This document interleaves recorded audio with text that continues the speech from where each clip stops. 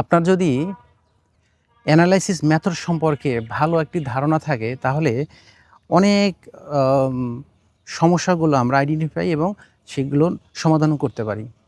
যেমন অনেক ধরনের অ্যানালাইসিস রয়েছে, মেথড রয়েছে। যেমন SWOT অ্যানালাইসিস রয়েছে, কজ অ্যানালাইসিস রয়েছে।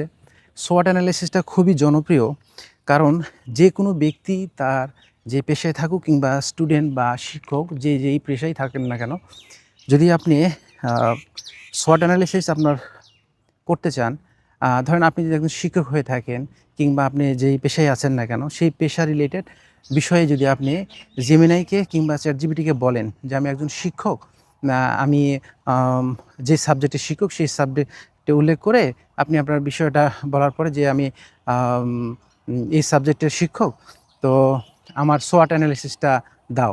তাহলে জেমিনাই কিংবা চ্যাটজিপিটি দেখবেন যে আপনার SWOT অ্যানালাইসিসটা এত চমৎকারভাবে আপনাকে দিচ্ছে, সেই অনুযায়ী সেই SWOT অ্যানালাইসিস থেকে আপনি অনেক বিষয়ে আপনি নিজের আ অবস্থানটা জানতে পারবেন। যেমন SWOT অ্যানালাইসিস মূলত SWOT, SWOT, S for strength, O for weakness,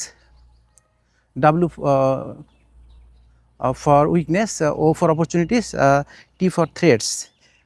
এই যে ৪ টা বিষয় কিন্তু আপনার যদি জানা থাকে যে আপনার দুর্বলতার জায়গা কোথায়, আপনার শক্তিশালী জায়গা কোথায়, আপনার অপরচুনিটি বা সুযোগের জায়গা কোথায় আছে, তো এই বিষয়গুলো যখন জানা থাকবে তখন আপনি কিন্তু ওই জায়গাগুলোতে কাজ করতে পারবেন। ঠিক অনুরূপভাবে root cause analysis. Root cause analysis মানে আমরা তো অনেক ধরনের সমস্যায় পড়ি পেশা জীবনে।